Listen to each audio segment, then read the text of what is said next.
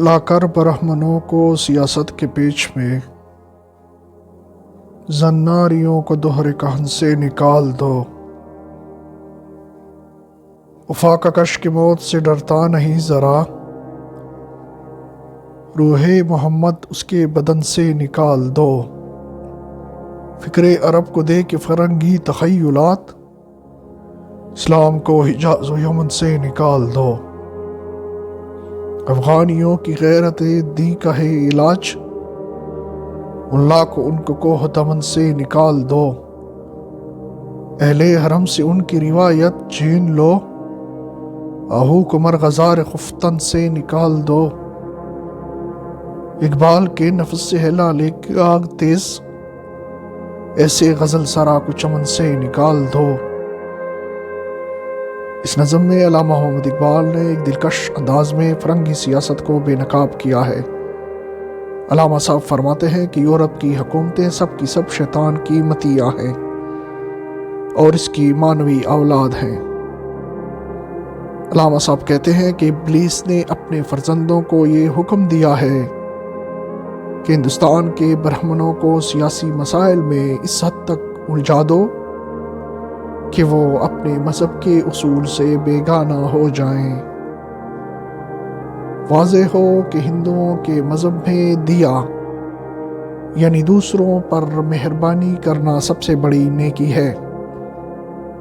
چنانچہ ان کی بعض مذہبی کتابوں میں یہ مقولہ درج ہے کہ دیا ہی دھرم ہے، لیکن ابلیسی سیاست نے ان کے مذہب سے اس درجہ بیگانہ کر دیا کہ آج یہ لوگ ہندوستان میں بے گناہ مسلمانوں کا خون بہا رہے ہیں اور اس غیر انسانی فعل کو اپنے وطن کے لیے بڑی خدمت سمجھتے ہیں۔ مسلمان اگرچہ فاقہ کش ہے، لیکن اس کے باوجود ہر وقت مذہب کے نام پر سر کٹانے کے لیے تیار رہتا ہے۔ اس لیے اس کے دل سے سرکار دو عالم صلی اللہ علیہ وآلہ وسلم کی محبت بالکل نکال دو۔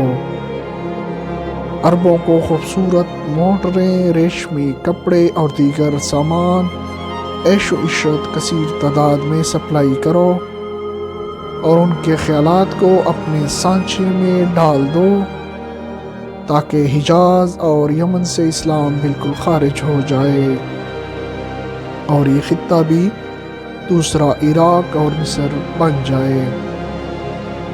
اب رہے افغانی تو ان کا علاج یعنی ان کی دینی غیرت کو ختم کرنے کا طریقہ یہ ہے کہ یہ لوگ ملاؤں کے کہنے پر چلتے ہیں۔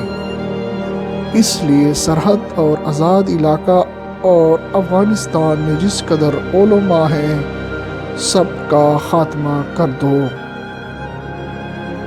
باقی ماندہ مسلمانوں کو ان کی قومی روایات سے بیگانہ کر دو۔ اس کی صورت یہ ہے کہ ایسا لٹریچر شائع کرو جس کے مطالعے سے مسلمان نوجوان اپنی روایات اور اپنے بزرگوں کے طور طریقوں کو نفرت کی نگاہ سے دیکھنے لگیں، اور اس قسم کی کتابیں ان کے نصاب تعلیم میں داخل کر دو۔ ابلیس اس تلقین کو ایک تشبیہ کے ذریعے سے ذہن نشین کرتا ہے۔ وہ کہتا ہے کہ اگر آہو کو مرغزار خفتن سے نکال کر کسی دوسرے ملک میں رکھ جائے تو وہ زندہ تو رہے گا، لیکن اس کی ناف میں وہ جوہر پیدا نہ ہو سکے گا جس کی وجہ سے وہ ساری دنیا میں مشہور ہے اور تمام دنیا کے آہوں پر تفوق رکھتا ہے۔ اس طرح اگر تم مسلمان کو ان کی ملی روایات سے بیگانہ بنا دو تو وہ حیوانات ناطق کی حیثیت سے زندہ تو رہیں گے، لیکن ان کے دل میں وہ سوچ پیدا نہ ہو سکے گا جس کی بدولت وہ کفر کا مقابلہ کر سکتے ہیں۔ اقبال کا جرم یہ ہے کہ مسلمان نوجوانوں کے دلوں میں اسلام کی تڑپ پیدا کر رہا ہے اور انہیں عشق رسول صلی اللہ علیہ وآلہ وسلم کا درس دے رہا ہے، لہٰذا اس کو یہ سزا دو کہ وہ چمن سے نکل جائے۔ اس کا مطلب یہ ہے کہ کمیونسٹ ادیبوں اور شاعروں کو اقبال کی تحقیر اور اس کے کلام اور پیغام کی تردید پر آمادہ کر دو۔